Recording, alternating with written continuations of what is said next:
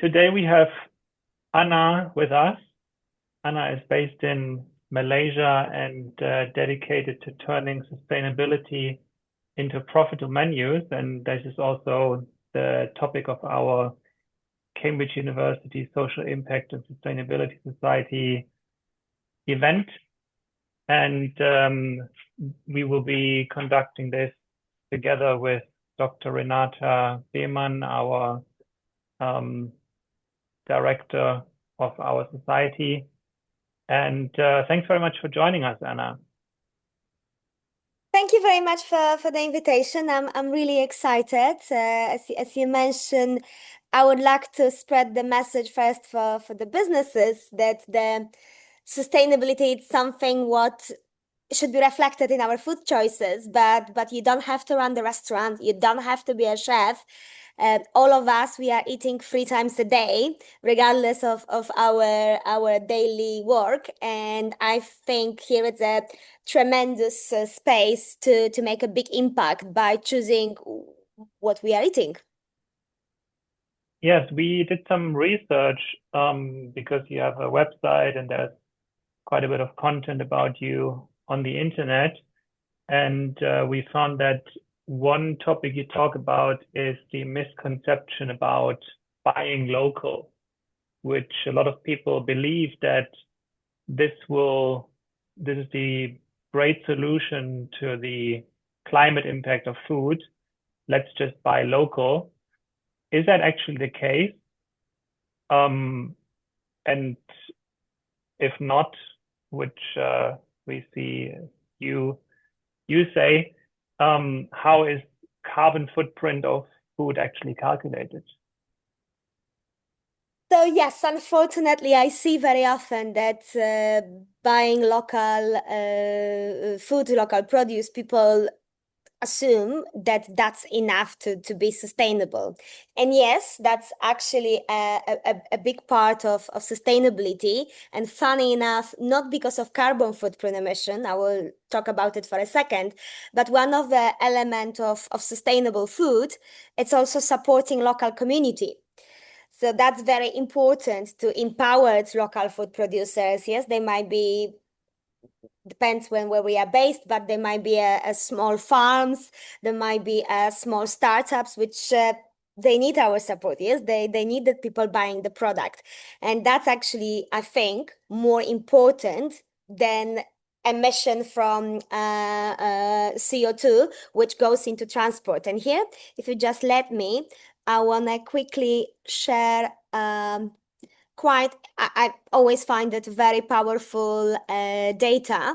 Here we can see why local, it's not always sustainable. So you see the global annual carbon emission by different sectors, and obviously oil and gas, it's coming first. That's I think everybody agrees to that. But if you see a number 2, this is animal agriculture, which is 14.1%. And I know that different statistics showing between 14 to 20, but it's that range. And then we have something very interesting, because the entire air travel, all the planes, which as we're speaking now, which are in the air, are responsible only for 1.8 CO2 emission. So what does it mean? That I am based in Malaysia. Avocado, which is air flown from Australia, because we're getting in Malaysia Australian avocados, the carbon footprint emission will be lower than, for example, local chicken. So I'm trying to always say that if you really have a sustainability in mind, there should be some numbers behind it. You cannot just label your organization, your hotel, your restaurant sustainable only because you say so. There should be number behind it. Somebody should sit and make those calculations. When you ask how the calculations are made, there are nowadays plenty of calculators online, and I'm using one of the professional one. It's like a paid tool, but imagine the same way as you calculate content of fat, carbohydrates, and protein in a dish, the same way you can calculate CO2. So you put all the ingredients of your dish. Let's say it's a spaghetti bolognese. You will put every single ingredient And then you can find out how much CO2 this particular dish it's emitting. So I think that's we don't have to go on a daily basis to this detailed calculation, but I think those organizations which label themselves sustainable, they should, because they should be aware of that and they should be able to back it up with some numbers. So that's here in this part of the world where I'm based, I see it as the biggest misconception. It's we are sustainable because we have a local produce. So I just want to clarify, I'm not against local produce because it's very important, but that's not a solution. So local chicken has a higher carbon footprint than Australian avocados in Malaysia, for Yes, example. yes, yes. Could you Yes, explain a that's bit correct. more why that is? So because the most, I will try to change the, so here you can see, I call it a carbon cost of the food. Yes, so it's not a dollar value, but how much CO2 goes into production. And I really want to emphasize production. So the packaging and transportation are not included in this calculation. So this is how much CO2 it takes to get a 1 kilogram of beef, 1 kilogram of cheese, and this is obviously dairy cheese or dairy milk. And the reason why animal products are coming so high is, imagine that if you wanna get 1 kilogram of beef, you have to farm the cows. They produce a lot of CO2. You have to feed them. They take a lot of field. So the CO2, which takes to put on your plate 1 kilogram of beef, will be much higher than its simple tempeh. And this is one of the most extreme example. I always go to dairy and plant-based milks. Soya and oat are two most sustainable. For example, almond milk, it's seen as not sustainable because it takes 6 times more water to produce 1 liter of almond milk than, for example, oat milk.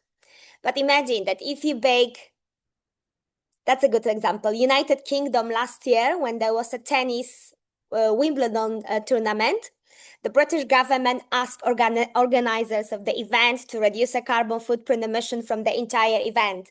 And what they did, they were serving a vegan Victoria sponge cake. They basically cut all the dairy from the cake. Again, they made the calculations. It was all backed up by science. But basically, all what they did, they cut dairy from the cake. And because of that, the catering, which has been served to the VIPs, had a lower carbon footprint emission. That's very interesting. I didn't know that. We should check out the food at Wimbledon next time. That's very interesting. That was VIP section only. Only the VIP section. Yes, I think they were selling we should try to get 1,200 tickets. pounds Yeah. ticket. Yeah. Yeah, thanks for Anna, sharing that. Renata, please. I have a question. If there is a big difference between we have normal farming, yeah, we also there is this farming with big grow, if the carbon footprint is a big difference between a normal farming, local farming, it is high production farming because we see so many animals growing so fast. No, of course, the bigger the farm and those on the large industrial scales, which mostly I see them in probably in US. They have a huge farming on industrial scale. They have a very high CO2. I don't know whether it's something what is advertised often enough. What goes behind our stake, because when you see about it, that some of them trying to change this into grass fed, and they say that the animals, when it comes to chicken, they have more space. And yes, that's better, but better doesn't mean good, if it makes sense. So Anna, how do you help turning sustainability into profitable menus? How do you do that? So I started with education. I'm lecturing here in Le Cordon Bleu University, but it's a cooking school. And I see that the future chefs, obviously current also, they have to be aware of that. I think the first part is to teach chefs and to teach anyone who's preparing food. So even if you are just mother of two at your family home, when you're doing your grocery shopping, you ultimately shape a sustainable menu at your home on a smaller scale, but it's the same mechanics behind it. People have to understand that it's more important what is on a plate than how it get there. Yes, we're going back on type of produce we put, not so much focusing on the transportation or packaging, which I say they're also playing a role, but it's a significantly smaller than actually produce itself. So this is the first part of education, that the chefs have to be aware of that first, it's important what produce they choose. Second, I think is to teaching them how to make it sexy, because that's all of them running the establishments for the profit. And if those options don't sell, they simply won't be included. And I think here is the biggest space for the creativity, for bit of curiosity, and for being a bit more brave to play around it. And this is what I'm teaching chefs to push the boundaries, to experiment and see what works. There are few things which I see globally. A lot of restaurants get it wrong. Yes, I see whether it's in Europe or here in Asia, when the restaurants put garden salad, which consists of lettuce, tomatoes, cucumbers on the menu, market as a vegan option, and they thinking why it doesn't sell. Well, it doesn't sell because nobody likes it. You have to push it. Yes, you have to push it slightly further. So this what I'm doing here with the chefs. And I would like to see, at least in this region, that each sustainable event has a sustainable catering. I believe that if you are a bank, for example, I see a few banks, both Singapore and Malaysia, which declare sustainability as a core value. And when I ask, what do you serve to your customer meetings, Christmas party, and when I hear that it's beef, I'm like, well, I see a bit of the mismatch. I don't say they have to go fully plant-based, but focusing on seafood with sustainable certifications. Again, looking for the replacement for beef, because I don't believe that especially beef with a high CO2 should be part of sustainable menus. So they don't see it. People don't see the connection that if you're running a sustainable organization, it has to be reflected in your food. I also, I also, I read about that you mentioned the connection between plant-based diet and the planet. Do you think that people are losing, there's a sense of detachment? Because sometimes I teach children, yeah, and sometimes when I teach children from the big city, I have some students from Japan. Is sometimes they don't know where the food that is because the way that you are living, lifestyle changes, the connection, how we interact with each other. They don't have this connection to think like, okay, beef is an animal. They people don't think like that anymore. Do you think it is a I think it's a failure, as you mentioned, at the early school education, because when I went to school, I'm originally from Poland. When I went to school, did we didn't cover at all really food and its basic origin, nutrition. I'm not talking that the children should be educated as chefs, but exactly to have a basic connections. And then if you're following a celebrity chef, the British Jamie Oliver, he went to US when children couldn't connect ketchup and tomato. And that was just sad to see it, that they couldn't connect French fries and potato. Some of them never seen a potato in their life, yet all of them were so familiar with French fries. And this were small children, I think, like below 10 years old. And this is exactly the failure of the education, that maybe 50 years ago it wasn't needed, because we also, our mothers, grandmothers, making meal from scratch. Today it's slightly different. We might never ever been exposed to that, to see the mother coming back from home and making meal from scratch. Then maybe school should pick up on this basic education. There's one interesting point you just made about sustainable seafood. And the reason I'm picking this out is because we are probably going to have another guest soon who is the founder of an organization in Hong Kong called the Hong Kong Shark Foundation. And she advocates against the consumption of sharks. And she says there is no such thing as sustainable seafood. It doesn't exist. And it's more like a marketing gimmick. But hopefully more on that later. We're planning to have a different event on that. One thing I wanted to ask you is, you showed us this graphic with the carbon footprint of different food. And in the way that you advise restaurants or home kitchens to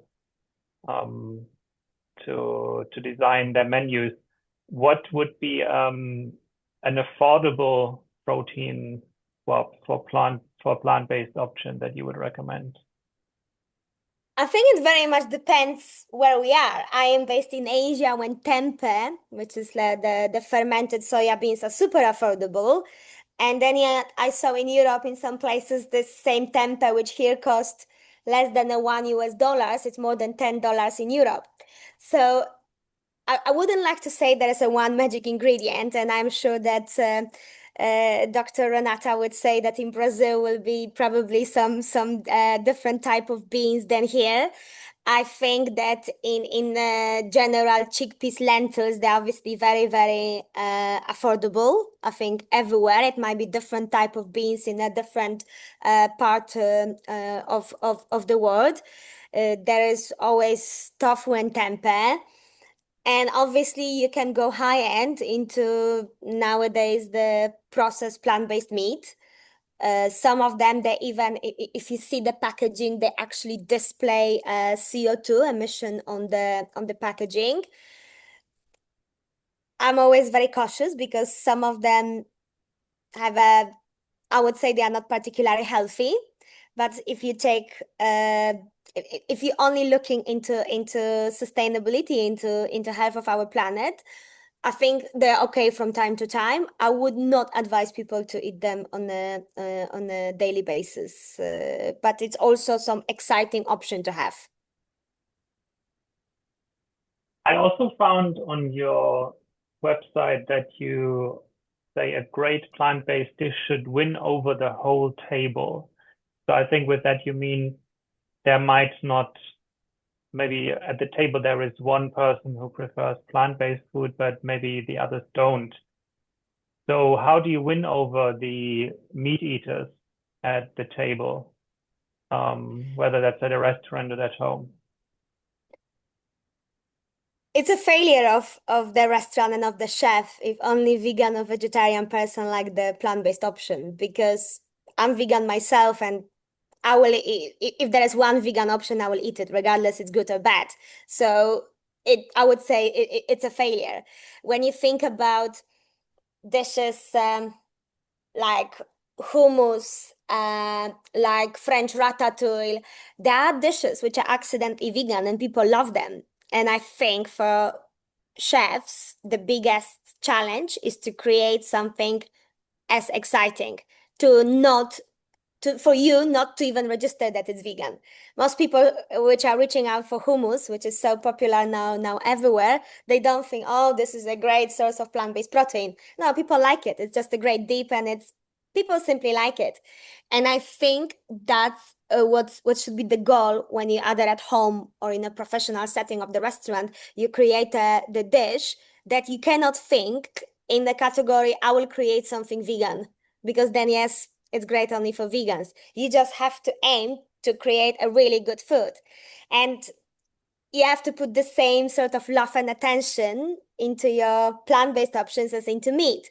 To put the same basics when the chefs, especially in the high-end restaurants, creating dishes, they focus on a different texture. Yes, the great dishes are usually those which in one dish they combine the more mushy and a crunchy texture. The same should be applied for plant-based option. Yes, if you want to create something vegan, think about the same, whether you might add some nut crumble on the top or maybe crispy tempura, but yes, how to add the crunch. All chefs are always so much about umami flavor, which is yes, this the most addictive of our flavors.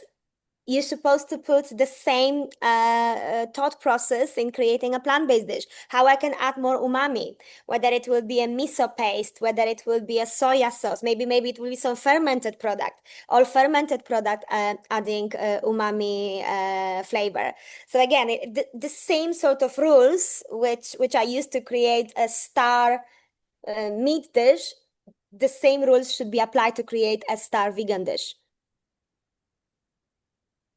You also talk about recycling, and a lot of people, when they think about sustainability and making less of an impact on the climate, have recycling at the top of their head or very high on their list.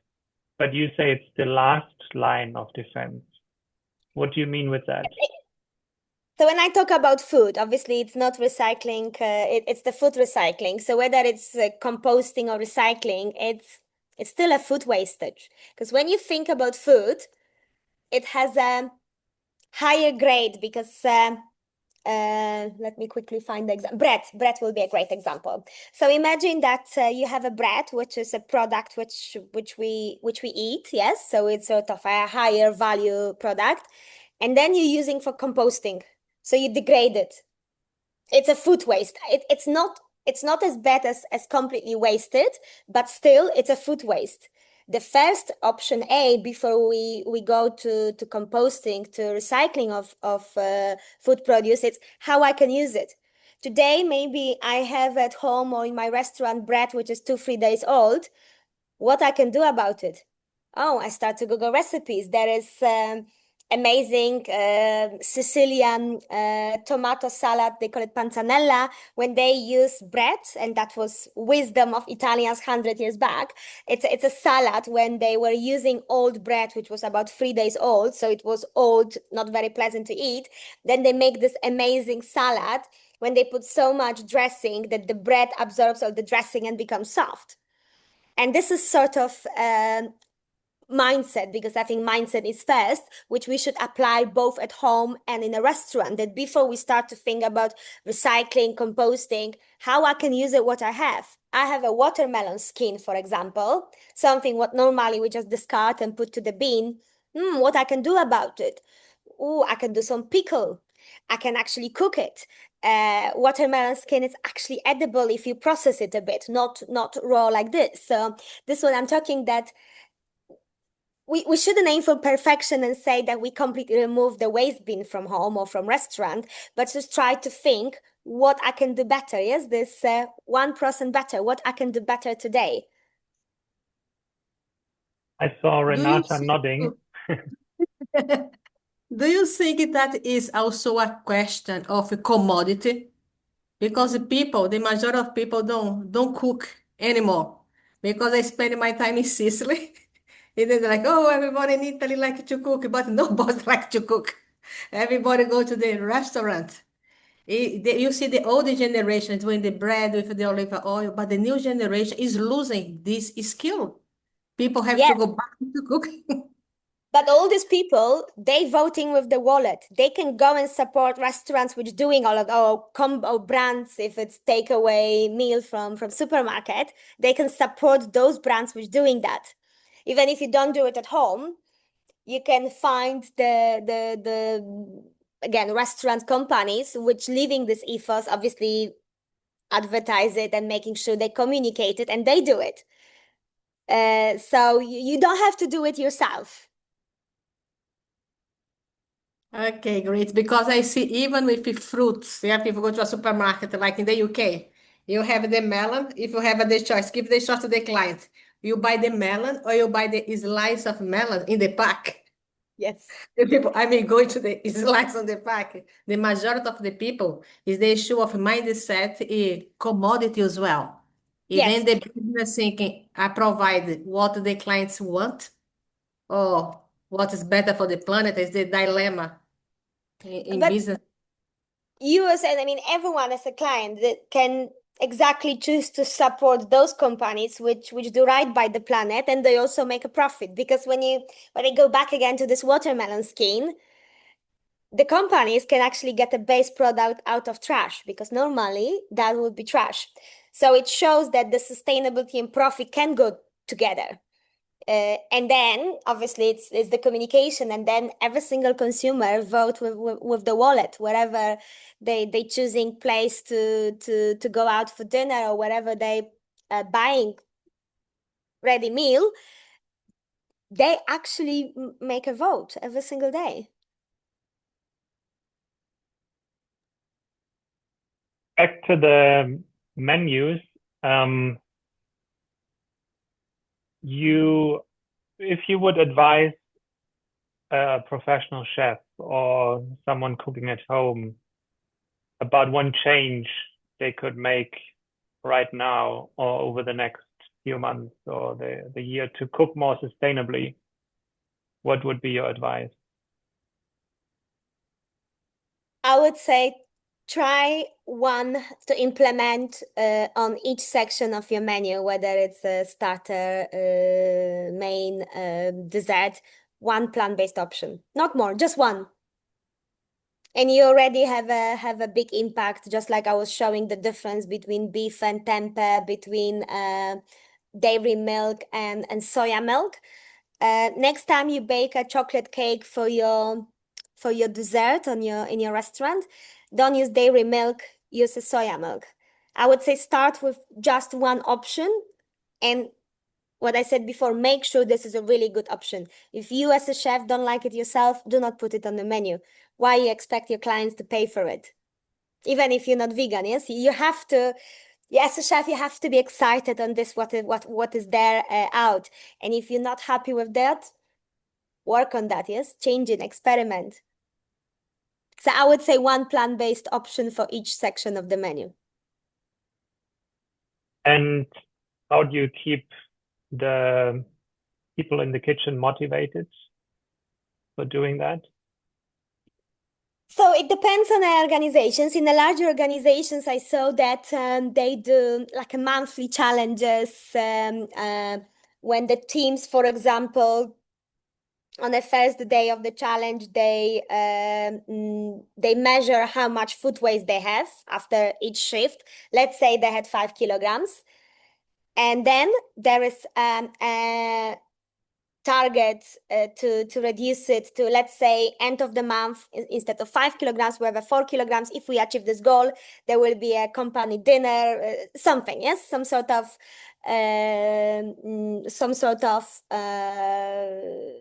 price. In a smaller, I think, with the smaller restaurants, with the smaller organizations, it's probably a bit more tricky, but I still hope that most of chefs, they choose this profession, knowing how difficult it is, from a bit of the love and the passion. So I would definitely push into play on the creativity, play on the how brave they can be and how far they can push the boundaries, because that should be I think that should be the reward itself.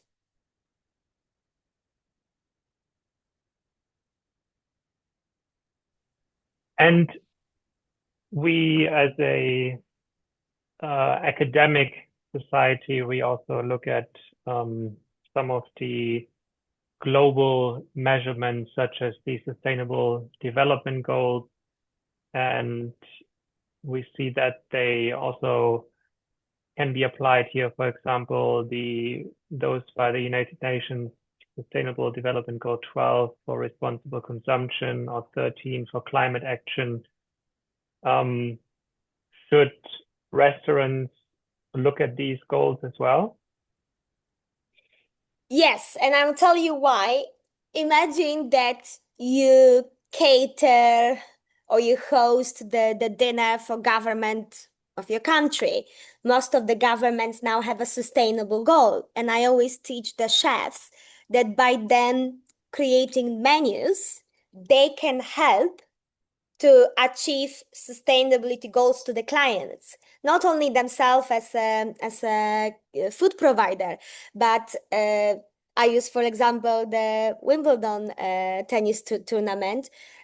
I actually don't know who was the caterer for that event, but it wasn't only achievement for the company which prepared the food, which served the food, but it was achievement for the entire event.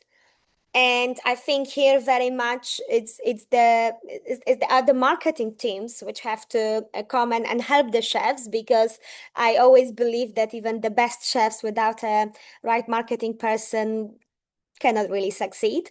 And I think they have to understand that the chefs, the moment they creating those amazing menus, they might need they might need help to communicate it, that hey, we, for example, doing pickle watermelon skin, and then by putting this dish on the menu, you can address the goal 12, which is responsible consumption, because you prevent a food wastage. But this is the job sort of for the marketing team, and I think that that's not there yet. A lot of people cannot connect it yet. I actually see some amazing food choices menus all around Asia, which I think could benefit from slightly better positioning, because chefs doing a great job, and they don't have a people which can rightly position it. But it's important for them so they can help their partners, their customers with their sustainability journey. Do you have an example of? Wimbledon. I'm sorry. That's exactly what I say. The tennis tournament Wimbledon. When they use this vegan Victoria sponge to achieve United UK goals to reduce CO2. So as I say, I read about it. I actually don't know who was the catering company. So as I say, they were, although they were the creator of that dish, yes, they were the one who made it. It's not them who got the credit. It's the organizers who actually achieve their sustainability status because of that, and they are not food providers. Here in Malaysia, I would love to give you an example, but I know they are none. I never ever seen a properly designed sustainable menu for the big gala or events to the scale what will be a tennis tournament in Wimbledon. So I still hope to see at the moment from here. I never seen it. And how can diners or home cooks measure their own impact? So there are some free calculators. If you just Google, you can just search for carbon footprint emission food calculator.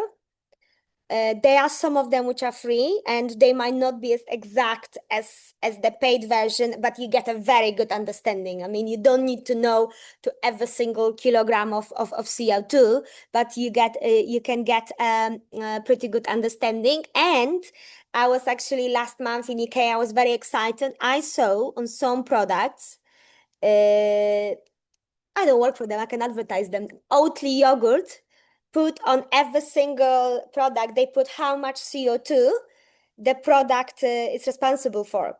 So nowadays you can even check it. Again, I saw it only in UK. I haven't seen it in Asia yet. Where you can choose the product from supermarket shelf, you can just compare them the same way as you compare calories. Yes, you look for something what has a less calories. I believe that's the future, that over the next few years, we will be able to take, for example, two different yogurts, two different milks or peanut butters or any other product and compare which one has a low carbon footprint emission without any calculator, but that will be the information on the packaging. I just have a couple more questions. Renata, if you have any more, feel free to ask them as well. So your business, your motivation now is to advise restaurants and hotels and so on to design sustainable plant-based menus in a profitable way. And first of all, how do you do that without sounding preachy? Because that is often the stereotype, isn't it? That oh, you're just telling us what to do, but this is leave us alone. We have our own preferences. And the second one, let's say you've done this successfully. How do you then also share this story without sounding preachy? So the first part, I try to teach them. I don't come to just leave my 5 recipes and disappear, because they have to learn it. And I always say, I'm actually not a professional chef. I don't come there to teach them how to cook. I want to teach them how, based on what they are good at. Yes, if we have an Indian chef, let's find what we can do within this cuisine, and based on his skills, how we can turn it into sustainable, plant-based, and exciting enough to be able to sell it. But I don't come and teach him how to cook an Indian curry, because he's much better than I am with that. I learn their style. I usually spend the first day learning about them, how they do things, how they design the current dishes, so I can show them what we can change, what we can tweak. And sometimes they say, look, this is too much. I'm like, that's fine. Let's go less. So I teach them. So they, hopefully, after spending some time with me, they don't need me. They should be able to do it themselves.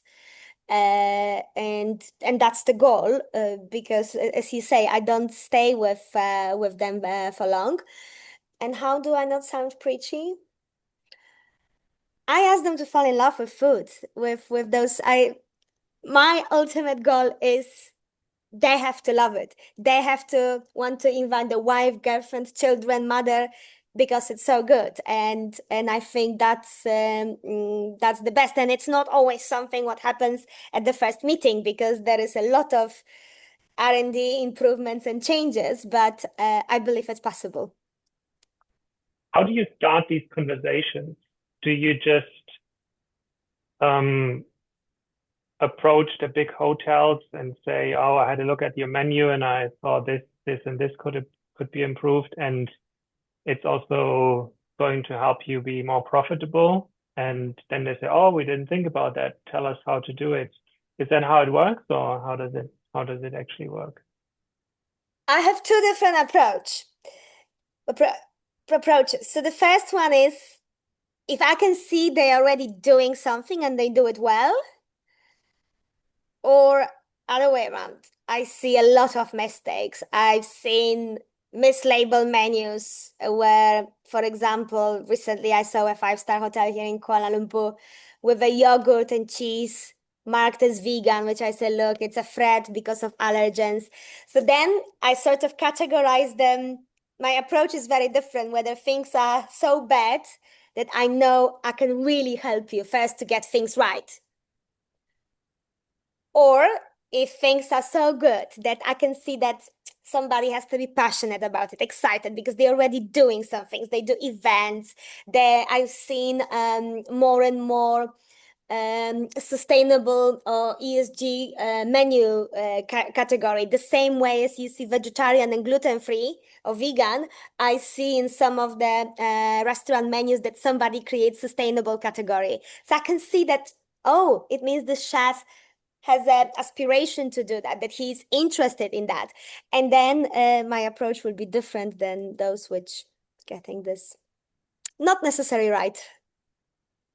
And do you sometimes get the reaction that, oh, we don't need your advice because we know our customers and we know what they want, and we've been successful for a long time, and thank you, but no thank you?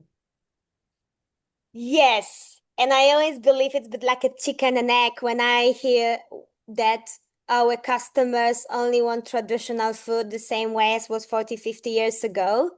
And then I'm always say that if that would be true, then it means the other restaurants doing plant-based sustainable in the same city wouldn't be successful. If you as a business don't give me any messaging on your website, on your social media, on your events, that you can cater to me, what is the chance I ever come to you and ask? Zero. So in this way, they are never exposed to those requests because they don't signaling that they are ready for that. And I always tell them that first create something, because first you have to come to customer, not customer to you. That's supposed to be, I think, the business, how it works. That create something for these customers that is obviously market, and then they slowly will come. Because it happens in most of the places around. It's just, it has to be good. I think people nowadays, our eating habit are changing wherever we are. People don't eat the same way as 50, 60 years ago.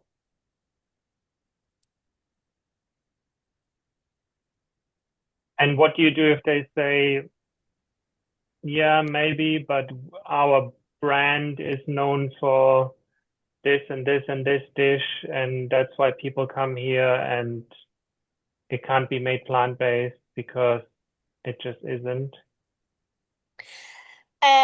Then I always talk about, I call it a lead magnet. The group psychology shows that when you have, let's say, 6 people, and one of them is like myself, vegan, and 5 of them are meat eaters, how do you think who is deciding about dining venue? It's not 5 meat eaters, it's me. And I had a customer here in Malaysia. They were a bit skeptical. The entire kitchen was skeptical, but the owner of the restaurant wanted to do vegan options. So we added just like 5 vegan options, so not many. And 2 weeks after, I got a message from them that they got a catering from the office for 60 people with only 1 vegan option.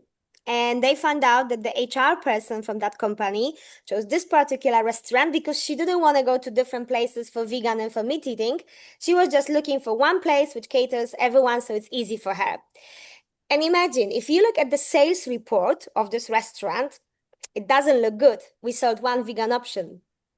But if you understand the context that without this one, you wouldn't sell 59, then it's a very different scenario.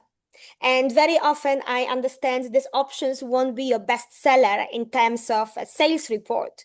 But if you want to nowadays capture especially groups, you alienate them. You alienate people like me, and it's more and more, and it's just enough to have a 1 person.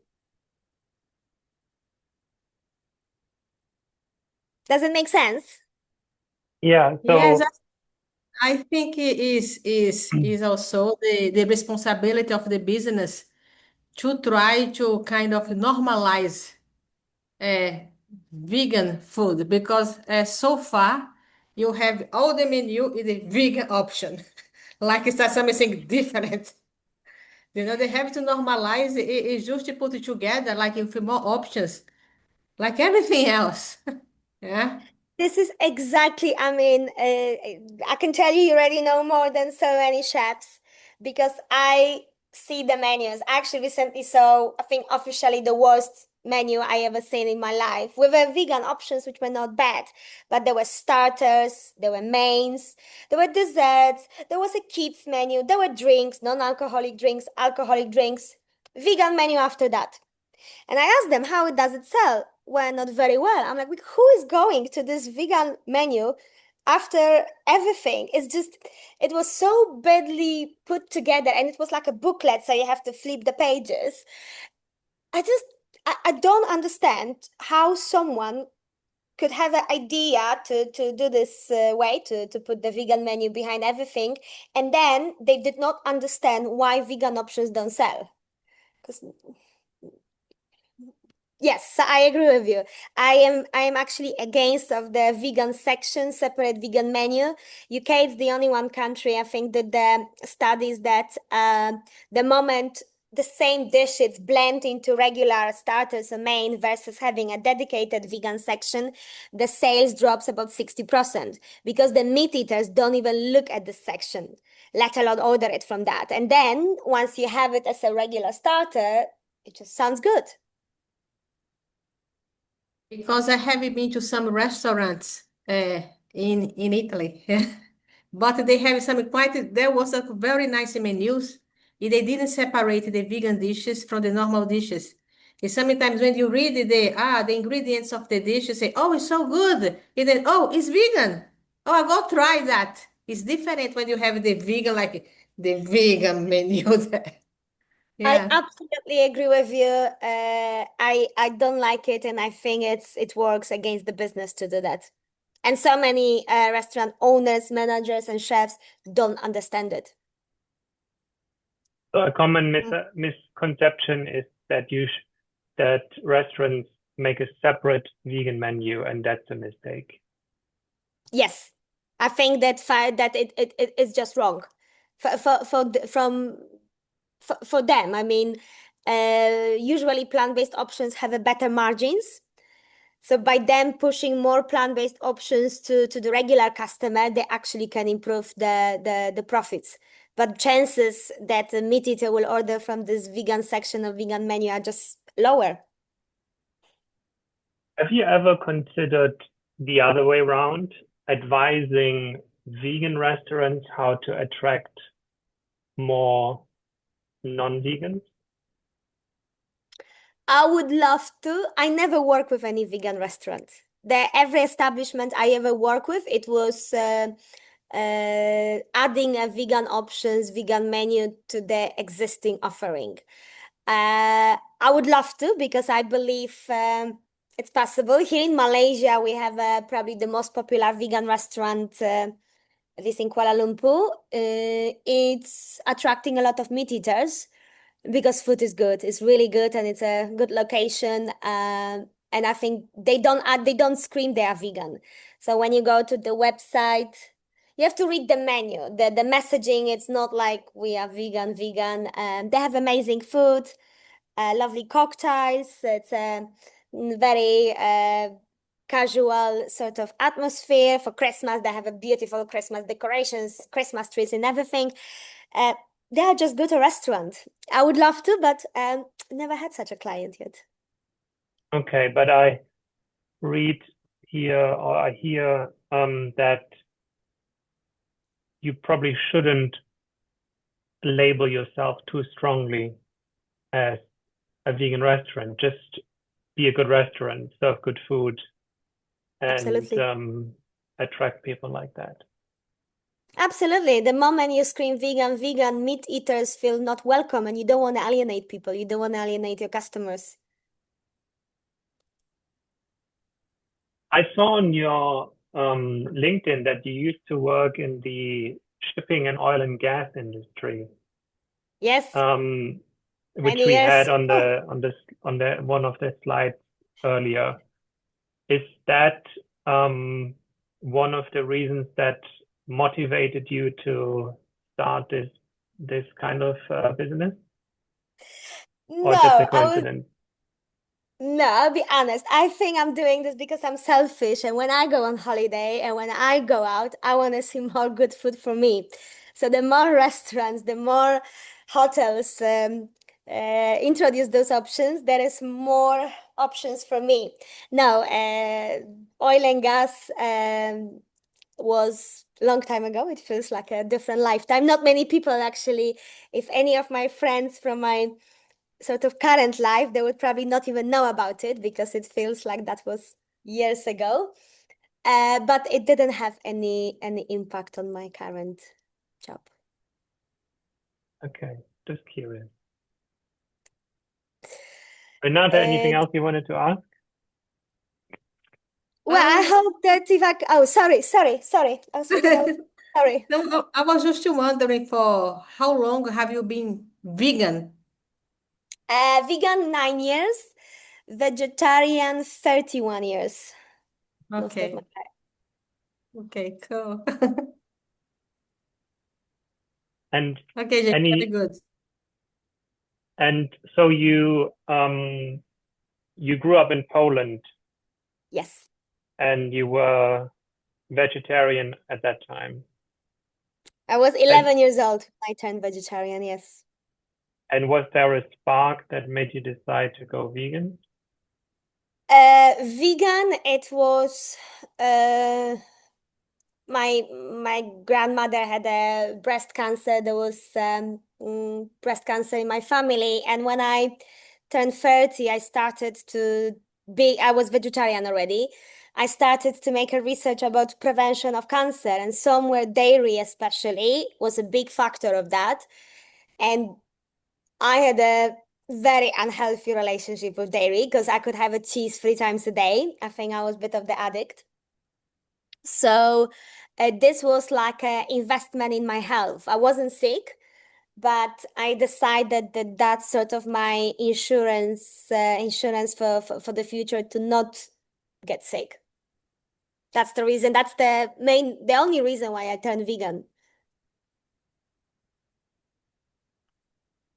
Anything else you would like to add before we conclude the talk for today? Well, obviously, I want to encourage now everyone to find any vegan option in wherever you are in the world. Or if it's not, ask your favorite restaurant. I think the more people ask, there is a bigger trigger for those businesses to rethink it, to have it. Excellent. Thanks again for joining us today, Anna. Was great to learn from you. And hopefully we also get the chance to dine at one of these many restaurants and establishments that you've been advising, and maybe even at Wimbledon. That would be amazing. That would be amazing. Thank you very much. And you can find me on LinkedIn and Instagram under Kulinova Consulting. Great. Thank you so Thanks for much. joining us today. Thank you. Thank you.